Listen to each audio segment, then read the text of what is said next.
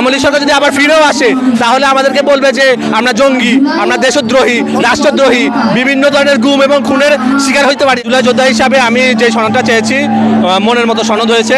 আমরা মূলত চাচ্ছি যে শেখ হাসিনার বিচার, এবং শেখ হাসিনার বিচারের জন্যই হচ্ছে আমরা এই আন্দোলনটা করছি।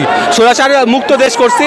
স্বৈরাচার মুক্ত দেশের কারণে যে আমলিক সরকার আমাদের উপর নির্যাতন করছে, আমি নিজে জুলুমের শিকার, জুলুম হয়েছি।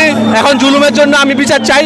এই বিচারের জন্য যে আশা আকাঙ্ক্ষা আমাদের ছিল, সেই আশা আকাঙ্ক্ষা এই সনদের মধ্যে আসবে।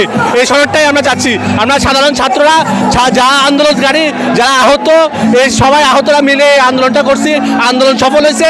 আমরা চাই একটা সুষ্ঠু অবাধ নির্বাচনের মাধ্যমে এই জুলাই যোদ্ধাদের একটা স্বীকৃতি দেওয়া, এবং এই আওয়ামী লীগ সরকারের, ফ্যাসিস্ট সরকারের, এই ফ্যাসিস্ট হাসিনার একটা বিচার চাই আমরা। জুলাই সনদটা যদি আমাদের মধ্যে থেকে হয়ে থাকে, যদি আবার চেঞ্জ করার প্রয়োজন হয় তাহলে অবশ্যই চেঞ্জ হবে।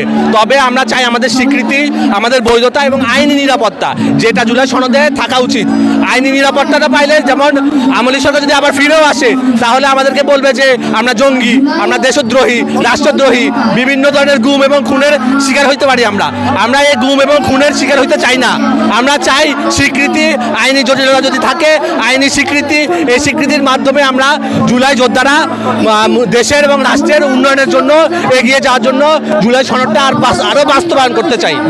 সর্বশেষ প্রশ্ন, ডাক্তার মোহাম্মদ ইউনূস যতদিন আছেন নির্বাচনের আগ পর্যন্ত, ওনার কাছে আপনাদের প্রত্যাশা কি? ওনার কাছে আমাদের মূল প্রত্যাশা হচ্ছে জুলাই সনদের মাধ্যমে আমাদের স্বীকৃতি দিয়ে, আমাদের যে ক্ষতিপূরণ, আমাদের যারা শহীদ ভাইরা হয়েছে তাদেরকে স্বীকৃতি, মুগ্ধ, আবু সাইদ, ওদের বিচার, এবং আমাদের যে 17 বছরের যে হচ্ছে ভোটাধিকার হরণ করেছে, এই ভোটাধিকারের বিচার, সকল বিচারগুলো আমরা আমাদের বর্তমান সরকারের কাছে দাবি করতেছি। জি, ধন্যবাদ।